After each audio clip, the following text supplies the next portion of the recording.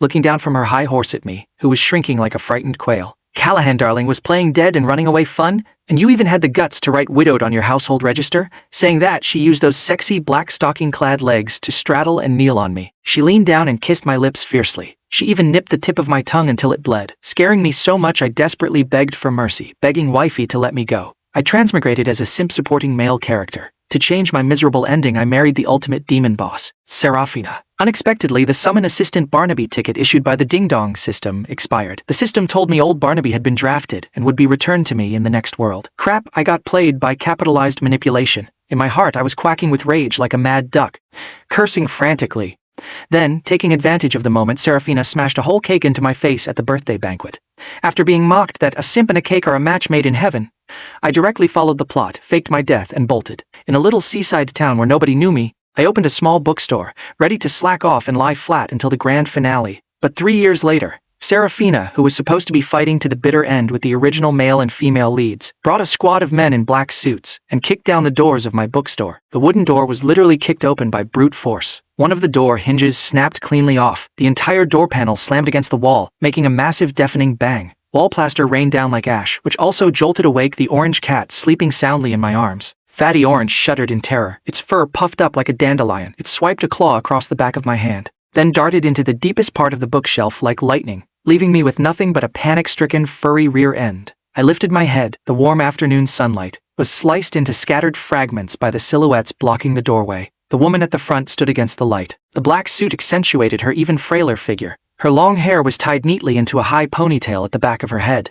The exposed lines of her neck were beautiful yet fragile. It was Serafina. I hadn't seen her in 3 years, and she had lost a terrifying amount of weight. Her jawline was so sharp it could cut someone. That faint bluish tint under her eye sockets screamed of the owner's prolonged exhaustion and insomnia. It was a haggardness that not even the most top-tier cosmetics could cover up. But that oppressive aura of someone used to giving orders had not diminished. Instead, it had multiplied. Her gaze was like a surgical scalpel, calmly and precisely patrolling through my shabby little bookstore, before landing steadily on my face. So my heart gave a violent twitch, then immediately sank back down, sinking into a deep, stagnant pool with no ripples. For 3 whole years, I was no longer that idiot Callahan who trailed behind her, trying to warm up a block of ice with a single heart. I am now Silas, a decadent boss whose wife died, whose heart is dead and cold, running a bookstore in this seaside town just waiting to die. I put down the book in my hand, unhurriedly brushed the cat hair off my clothes, and then looked at the door behind her. "Miss, you have to be reasonable when you conduct yourself. That's a premium wooden door worth $3,800. Cash or QR code?" Serafina acted as if she hadn't heard a thing. She stepped in on her sharp stiletto heels. Step by step, the wooden floorboards creaked under her weight. Every single step felt like it was measuring that long-buried pass between her and me. The black-suited bodyguards behind her, scattered with well-trained precision, 2 guarded the only entrance, while the rest quietly occupied every exit of the bookstore. That formation didn't look like they were looking for a person, more like they were here to capture some highly dangerous fugitive. Serafina stopped 2 steps in front of me, looking down at me condescendingly. Her shadow completely engulfed my entire body. A familiar scent of cold wood drifted into my nasal cavity, mixed with a trace of an unfamiliar tobacco smell. I remember she never used to smoke before. "Callahan." She finally opened her mouth. Her voice was colder than it was 3 years ago, carrying a hoarseness from long-term vocal overuse. "Is playing dead fun?" My back leaned against the chair. I lazily lifted my eyelids and tugged at the corner of my mouth. "Miss, I think you've genuinely got the wrong person. Miss is Silas. Do you want me to show you my ID card?" "Oh right, I also have a household register. It clearly states widowed right on it." "Widowed." Serafina repeated the word, as if she had heard the biggest joke in the world. She let out a scoffing laugh. That laughter was laced with ice shards. "Who died, me?" She fished out a slim leather wallet from the inner pocket of her suit, pulled out a photo, and tossed it onto my desk, neither lightly nor heavily. The photo was a bit old. The corners were slightly yellowed. On it was 18-year-old me, wearing a clean, crisp white shirt, standing under the camphor tree in front of the university library, smiling with a face full of brilliance and utter stupidity. That was the first gift I ever gave her back then. A photo I secretly developed myself. On the back of the photo were a few words I wrote using every ounce of courage I had in my life, willing to be your boat to ferry you across the sea of bitterness. Thinking about it now, it was seriously so chuny and painfully pure. I kind of want to throw up at my own self. Serafina's finger tapped the sunny boy in the photo. Then she slowly raised her ice-cold fingertips, coming straight for my cheek. "Callahan," she spoke word by word, her voice pressed very low, carrying an indescribable ruthlessness. "This face of yours, even if it were burned to ashes, I'd still recognize it." I swatted her hand away, stood up and looked her dead in the eye. "You've got the wrong person," I repeated, adding a few degrees of impatience to my tone. "Miss, if you are here to make an unreasonable scene, I'll have no choice but to call the cops." "Call the cops?" Hearing this, Serafina wasn't angry. Instead, she laughed. Her gaze swept over those bookshelves, coated in the dust of time, then brushed past a few neglected potted plants in the corner, which were still lazily stretching their leaves. Finally returning to my face, the mockery in those eyes practically overflowed, adding several layers of gloom to the already not-so-bright lighting of the bookstore. "Callahan, did you forget? In all of South City, who dares to take a police call against me?" Of course I hadn't forgotten. The Liu family's influence in South City was deeply rooted and intertwined, penetrating every single aspect. I just didn't want to have any more entanglements with her. Arguing with her was no different from talking to a wall of copper and iron. It was futile and would only drain what little mental energy I had left. I took a deep breath, suppressing the surging irritation at the bottom of my heart. "Pay for the door, then please leave my shop." But Serafina didn't play by the rules. She suddenly took a step forward and reached out to grab my wrist. Her hand was very cold, like it was reaching out from an ice cellar, yet her knuckles carried a terrifying strength, clamping my wrist bone so hard it hurt, like an invisible shackle, instantly dragging me back from the identity of Silas into the past of Callahan. "Leave?" She pressed closer to me. The familiar cold wood scent mixed with the unfamiliar tobacco smell hit my face. Those eyes that used to only hold shrewd calculations were now churning with a dark, unfathomable undercurrent, so deep that I couldn't understand it, and didn't want to dig into it either. "Callahan, I've looked for you for 3 years. Where do you think you can still go?" 3 years. My heart violently contracted, like a hand was brutally squeezing it. The plot in the book wasn't like this. After my death, she, Serafina, should have swiftly thrown herself into the corporate warfare against the male and female leads, using all her tactics and schemes, step by step marching towards a finale of total isolation, and finally dying miserably under the aura of the main characters. This was her destined fate, and also the exit prologue I wove with my own hands to escape my simp destiny. Why would she look for me? Look for me to do what? Could it be to find another dog to humiliate? To relive the thrill of ordering me around back then? I struggled hard, trying to shake off her hand, but it was a futile effort. Her strength was greater than I imagined, and more stubborn. "Serafina, what the hell do you want?" I practically sked this sentence out through gritted teeth, every single word carrying undisguised disgust. She stared at me dead on. Her eye sockets actually turned slightly red. It wasn't that kind of little girl grievance, but a kind of desperately suppressed crimson red on the verge of exploding. "Taking you home." "Home?" I laughed, letting out 2 dry sounds of mockery from my throat. That word coming from her mouth was so absurd it made people laugh and also made people's blood run cold. "Serafina, my home burned to ashes in that massive fire 3 years ago. You were the one who told me face to face. This guy Callahan is only clean when he's dead." This sentence was like a needle dipped in poison, viciously stabbing right into her. Serafina's face instantly turned ghastly pale, all color draining from her lips. The force gripping my wrist completely slackened at that exact moment, as if all the strength in her body had been siphoned away by those few words. I took the chance to break free and took a step back, widening that not-so-distant gap between us. "I don't want to bring up things from the past." I looked at her, my eyes devoid of any ripples. My voice as steady as a pool of dead water. "I just want to quietly live out the rest of my life. CEO Liu, you should go. We've been even for a long time." Even. What a great word. It represents severance. It represents no return forever. Serafina's body swayed, tottering and crumbling. A man looking like a bodyguard behind her immediately stepped forward, reaching out his arm to support her. He looked about 27 or 28, with a cold, stern face and eyes like knives. He scraped his gaze over my body once, carrying undisguised hostility. He called out in a low voice, "Boss Liu." Serafina waved her hand at him, signaling him to step back. She stood up straight again. That icy coldness and bossy dominance, like an invisible suit of armor, was draped over her body once more. The fragility from just a moment ago seemed like a fleeting illusion, vanishing without a trace in the blink of an eye. "Callahan, come back with me." She used a commanding tone, leaving no room for doubt, every word carrying an unyielding force that refused rejection. "Whatever you want, I can give it to you. Money, status, absolutely everything." I looked at her, only feeling pitiful and ridiculous. She was still like this, never learning how to speak properly, always thinking money and power could solve absolutely any problem. She never understood that some things, once destroyed, can never be compensated for with equivalent exchange. "I don't want anything." I shook my head, my tone as calm as stating a plain fact. "I just want you to stay far away from me." My gaze bypassed her, looking at the sunlight outside the door that was sliced into scattered fragments. That was the only thing I desired now. A peaceful world without her. The moment my words fell, the air turned completely freezing, deathly silent. Those black suits behind her seemed to have received some kind of silent command and pressed forward a step in unison. The space in the entire bookstore was instantly filled by a heavy, oppressive weight. If this were me 3 years ago, my legs would probably have gone soft by now. But now, I just found it a bit funny. There is no greater sorrow than a dead heart. Serafina. I unhurriedly opened my mouth. My voice wasn't loud, but clearly reached everyone's ears. "Your brother Lysander's birthday banquet? Do you still remember?" I saw her pupils violently constrict at that very moment. "Very good," she remembers. I continued to speak. There were a lot of people that day, in front of all the guests. You smashed an entire cream cake right into my face. The cream covered my eyes. I couldn't see anything. I only heard the roaring laughter filling the room, and of course your voice. I paused, mimicking her tone from back then, lightly and casually, carrying a charitable arrogance, a simp and a cake, a match made in heaven. Every single word was like an ice pick. I could clearly see. Serafina's lips were trembling, unable to say a single word. That man who had been supporting her the whole time, who I only later learned was named Thorn, finally couldn't hold back anymore. His voice sounded like it was dipped in ice. Mr. Callahan. There was a misunderstanding about what happened back then. Shut up! Serafina gave a sharp shout. Her voice was even trembling, interrupting Thorn's words. She stared at me dead on, the layer of ice in her eyes cracking inch by inch, revealing something violently churning underneath. It wasn't like that, Callahan. That cake. Enough. I didn't want to hear any of her explanations, and directly cut off her words. What it was like, what misunderstanding there was.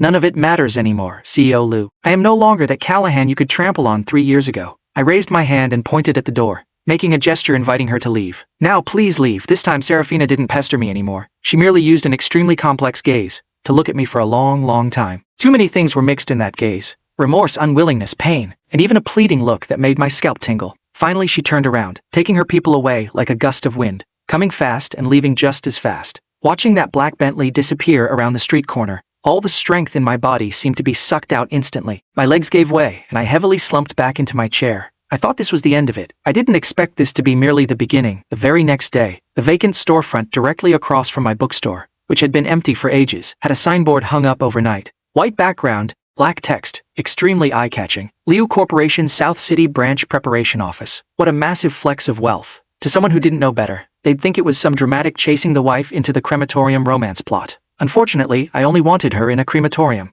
I didn't want her chasing me. On the third day, a Maybach parked in front of my shop. The person stepping out of the car was Thorn, Serafina's stone-faced assistant, wearing a crisp, tailored suit, wearing gold-rimmed glasses. Looking like a total corporate hound, he walked right in and slapped a document onto my desk. Mr. Callahan, this is the contract Boss Liu drafted for you. I was too lazy to even lift my eyelids, and directly shoved the document back. Not signing. Thorn seemed to have anticipated my reaction long ago. Behind his lenses, there wasn't the slightest ripple. Boss Liu said, "You have to sign it whether you want to or not. Are you threatening me?" Merely stating facts. Thorn pushed up his glasses, unhurriedly dropping a bombshell. The property rights to this bookstore and the apartment you are currently renting were all transferred to Boss Liu's name yesterday. If you refuse, Boss Liu wouldn't mind letting you experience the taste of living on the streets. I was so pissed off by his self-righteous face that I laughed. Still the same familiar recipe. Still the same condescending flavor. This is Serafina. Always this tyrannical. Always thinking she can flatten everything with money and power. I picked up the contract without even looking at it, right in front of Thorn's face. Slowly and leisurely tore it page by page into tiny shreds. Then I threw my hands up. The shredded paper snowed down, falling all over his face and shoulders. Go back and tell Serafina. I looked at his instantly darkened face and said word by word, even if she makes me beg for food on the streets, I, Callahan, will absolutely never spare her another glance. Thorn's facade finally couldn't hold up anymore. Flames shot out from behind his lenses. Callahan, don't refuse a toast only to be forced to drink a forfeit. Boss Liu, she before he could finish. A clear, cheerful male voice with a hint of a smile came from the door. Nian, I'm back. I bought your favorite soup dumplings today, fresh out of the steamer. The voice stopped abruptly. I turned my head and saw a tall, handsome man standing at the door, holding a thermos bucket in his hand, staring in dumbfounded shock at the tense, swords-drawn scene in the shop. His name was Julian, a doctor at the city hospital, and also my only friend over these past 3 years. Julian's gaze circled between Thorn and me, finally stopping on Thorn, his brows furrowed. Who are you? What are you doing in my friend's shop? Thorn's gaze acted like 2 surgical scalpels, scraping back and forth between me and Julian, finally landing on Julian. The scrutiny and contempt in his eyes were undisguised.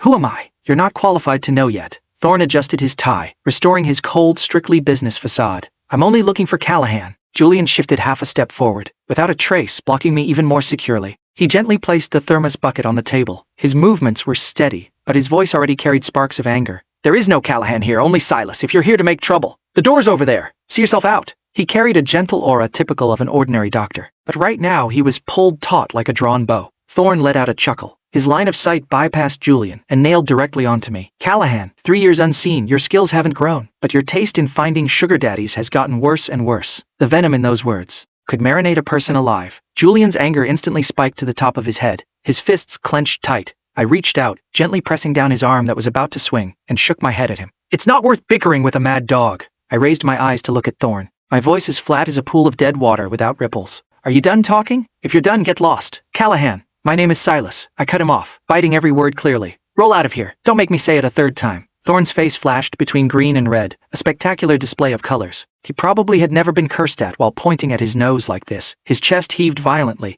but ultimately he held it in. He glared at me viciously, then swept a deeply meaningful look over Julian, squeezing a sentence out through his teeth. The sugar daddy you chose today will be the decision you regret most in your life. After saying that, he turned and left, his leather shoes clacking rapidly on the floorboards, as if venting his fury. The shop finally quieted down. Nian, who on earth was that guy? Julian's worry was written all over his face. Why did he call you Callahan? I forced out a smile and changed the subject. Some psycho who got the wrong person. Just ignore him. Didn't you bring me soup dumplings? They'll get cold if we don't eat. Julian stared at me for a few seconds. His lips moved, but in the end he didn't press the question. He unscrewed the thermos. A rich, meaty aroma instantly spread out. It's not soup dumplings, it's seafood congee. Your stomach hasn't been good these past few days. Eat something light. I lowered my head, using a spoon to stir the thick congee in the bowl. Warmth spread from my fingertips, but my heart was frozen into an unmelting block of ice. Serafina's revenge would absolutely not end this easily. I still underestimated how crazy Serafina could be. That same afternoon, my tiny palm-sized bookstore enjoyed the highest-tier treatment in its 3 years of opening. Health Bureau, Fire Department, Industry and Commerce Bureau. A 3-chambered joint tribunal, taking turns showing up at my door like a marathon. Their excuses were more ridiculous than the last. The Health Bureau claimed my bookstore had rat droppings, affecting the city's image. I was thinking the most valuable things in this shop are the books. It's cleaner than my own face. The Fire Department was even more absurd, saying the placement of my copy of 100 Years of Solitude was blocking the emergency evacuation route. I almost couldn't resist asking him if the book was planning to sprout legs and run during a fire, tossing and turning until the sun went down. On my shop door, 3 large white notice strips were gloriously pasted, suspended for rectification. I stood at the doorway, watching those few sheets of paper rustle loudly in the evening wind like a silent mockery directed at me. Julian rushed over when he heard the news. So furious, he almost called the Health Bureau on the spot to file a complaint. This is absolutely exploiting public office for personal revenge. Let's go. I know a lawyer. Let's sue them. I pulled him back and shook my head. A sense of powerlessness rose from the soles of my feet, instantly draining all my strength. It's useless. In South City, Serafina is the law. Then what do we do? Just let them bully you like this? Julian looked utterly unwilling to accept it. Let me think. I said that out loud, but my brain was a tangled mess. At night, I dragged my exhausted body back to the apartment. The moment the key went into the lock, the door was opened from the inside. A familiar cold wood scent hit my face. My whole body froze at the doorway. On the living room sofa, Serafina was holding a glass of red wine with her legs crossed, sitting there with an elegant posture, as if she was the master of this place. My heart sank down. You're back, she spoke, her voice carrying a trace of hoarseness soaked in red wine. I ignored her, changed my shoes, walked straight to the fridge and grabbed a bottle of ice water. The bookstore thing, you did it. I unscrewed the cap, tilted my head back and chugged a large mouthful. Yes, she admitted it rather readily. Serafina, what the hell are you trying to do? I slammed the plastic bottle heavily onto the table. Water splashed out. She put down the wine glass and stood up, high heels clicking on the floorboards, walking toward me step by step, carrying a sense of oppression. I said, come home with me. This right here is my home. This is not. Her voice suddenly pitched up, her emotions somewhat losing control. This place is nothing. Your home is at the Cloud Peak Villa. In your walk-in closet, there are still the new season clothes I bought you. In your study, there are still the design drafts you haven't finished. Callahan, everything of yours is there. Not in this dump. I was stunned by her yelling. Is this still the Serafina who was always high and mighty? Her eye sockets were red, like a wild beast backed into a corner. I suddenly laughed. Serafina, your memory is seriously awful. I looked at her, helping her recall word by word. That villa, our marital home. You rarely went back even once a month. It was always just the nanny, and a house full of cold, lifeless furniture. Those clothes, you had Thorn buy them and throw them at me. Tags not even removed. Like dismissing a beggar. That design draft. The birthday present I stayed up 3 nights to make for you. You threw it on the floor right in front of all the senior executives, along with the coffee, and then tossed it into the trash can. With every sentence I spoke, her face turned a shade paler. By the end, she was already tottering. I walked closer to her, using a voice only the two of us could hear, and asked softly, Serafina, those pieces of trash you threw away with your own hands, what makes you think I'd still care enough to pick them back up? I looked at her instantly deathly pale face, feeling absolutely no thrill of revenge in my heart, only a dead, silent, barren wasteland. She shouted somewhat hysterically. It wasn't like that, actually, but I didn't want to hear her say another word. Let me go, Serafina, and let yourself go too. My words acted like the final straw, thoroughly crushing Serafina. She stumbled a step back, bumping into the armrest of the sofa, without making any sound. In those eyes that were always high above, aloof and cold, crystal tears now welled up, 1 drop, 2 drops, quickly blurring her vision. She just stood there, silently crying, her shoulders trembling slightly, like a child abandoned by the whole world. She tried desperately to suppress it, but a sorrowful wail from deep within her body couldn't be stopped. as if all her disguises collapsed and disintegrated in an instant. My heart felt like it was suddenly seized by an invisible hand, aching so much